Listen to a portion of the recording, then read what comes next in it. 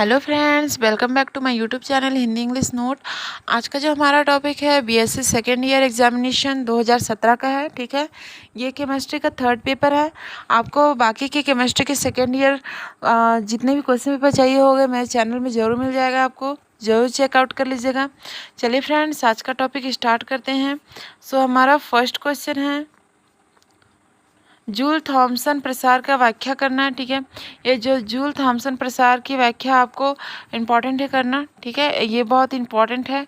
And आदर्श गैसों के लिए उत्क्रमणीय समतापी प्रसार में जो DU एवं DH को प्रकलित करना है, यानी कि आपका जो ऊष्मागतिकी का नियम है उसमें से है ये। ठीक है, आपको इसको अच्छे से पढ़ लेना है। ये हमेशा पूछता है, हर एग्ज़ाम में पूछता है, 2024 में भी पूछेगा ही, तो आपको ज़रूर अच्छे से देख लेना है। अवस्था फलन क्या है इसके बारे में अच्छे से बताना है।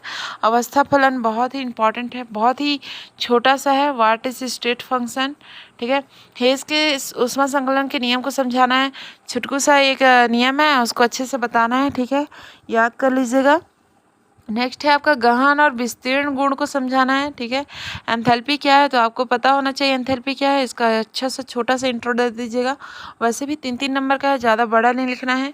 एक पेज का भी रहेगा तो 3 नंबर मिल जाएगा आराम से। ठीक है, नेक्स्ट है आपका यूनिट 2 से उत्क्रमणीय एवं अनुत्क्रमणीय प्रक्रम में एंट्रोपी परिवर्तन की व्याख्या करना है। ठीक है, जो उत्क्रमणीय एवं अनुत्क्रमणीय प्रक्रम है उसके बारे में, एंट्रोपी में क्या है, इस सबका परिवर्तन का अच्छे से बताना है।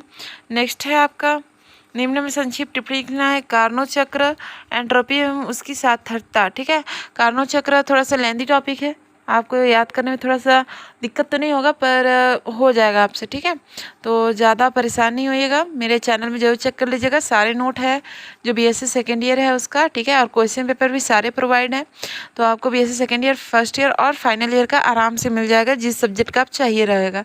माइक्रोबायोलॉजी का भी उपलब्ध है। अगर आपको कोई और भी क्वेश्चन पेपर चाहिए होगा तो ज़रूर मेरे को कमेंट बॉक्स में बता दीजिएगा, मैं ज़रूर प्रोवाइड करवाऊँगी आपको। नेक्स्ट है आपका गिब्स हेल्म होल्टज समीकरण का व्युत्पत्ति हुआ है, उसके बारे में बताना है। ठीक है, निम्न में संक्षिप्त टिप्पणी लिखना है। ऊष्मागतिकी का द्वितीय नियम क्या है, और आदर्श गैसों की मिश्रण की एंट्रोपी परिवर्तन के बारे में बताना है। तो आपको ऊष्मागतिकी का जो द्वितीय नियम है वो तो पता ही होगा आपको। जो फर्स्ट नियम है उसी को सुधार करके द्वितीय नियम बनाया गया है। ठीक है, थर्ड नियम ही पढ़ लीजिएगा और जीरोक का नियम ही पढ़ लीजिएगा। ठीक है, नेक्स्ट है आपका यूनिट 3 से फेरिक क्लोराइड जल तंत्र के लिए प्रवस्था आरेख को समझाना है। एक आरेख बनाया जाता है, ठीक है, स्टेज, उस आरेख को आपको पढ़ लेना है। और भी सल्फर तंत्र भी है, उसको पढ़ लीजिएगा, जल तंत्र वगैरह भी है। ठीक है, हेनरी का नियम क्या है समझाइए, ये भी 4 लाइन का है, तो आपको इसको समझा देना है। ठीक है, प्रवस्था नियम क्या है इसको भी बता देना है। नष्ट वितरण नियम का उदाहरण सहित समझाइए। जो नष्ट वितरण है बहुत ही इंपॉर्टेंट है, मोस्ट और वेरी वेरी इंपॉर्टेंट है फ्रेंड्स, इसको अच्छे से पढ़ लीजिएगा, हमेशा एग्जाम में पूछता है। सल्फर तंत्र के लिए प्रवस्था आरेख को समझाना है। ठीक है, नेक्स्ट सल्फर तंत्र में ही आपका जल तंत्र और आपका ऑक्सीजन तंत्र, ये सब सारे तंत्र हैं। ठीक है, नाइट्रोजन तंत्र भी है, तो ये सारे तंत्र में सल्फर तंत्र और जल तंत्र ज़्यादा इंपॉर्टेंट लगा मुझे, देख लीजिएगा। स्वतंत्रता की कोटि के बारे में बताना है, स्वतंत्रता की कोटि क्या होती है।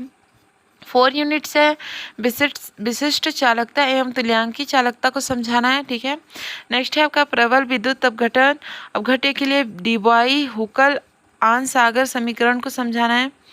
वैद्युत कण संचलन प्रभाव एवं सेल स्थिरांक को समझाना है। ठीक है, हिटार्फ विधि को से अभिगमनांक ज्ञात करने की विधि का वर्णन करना है। नेक्स्ट है आपका विद्युत रासायनिक श्रेणी क्या है, इसके कोई 3 उपयोग बताना है आपको। ठीक है, इसमें जो N/10 है, NaOH बिलियन का pH मान ज्ञात करना है। एक और भी चीज़ है, ठीक है, इसी में N/20 एंड N/13 का भी कर लीजिएगा।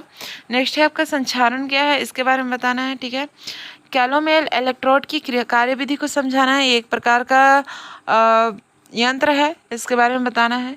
सेल का विद्युत वाहक बल क्या है, इस पर तापमान का क्या प्रभाव पड़ता है, इसके बारे में बताना है। क्वीन हाइड्रोन इलेक्ट्रोड को समझाना है। ठीक है, सो थैंक यू फ्रेंड्स, आज के लिए इतना ही, मिलते हैं नेक्स्ट वीडियो में।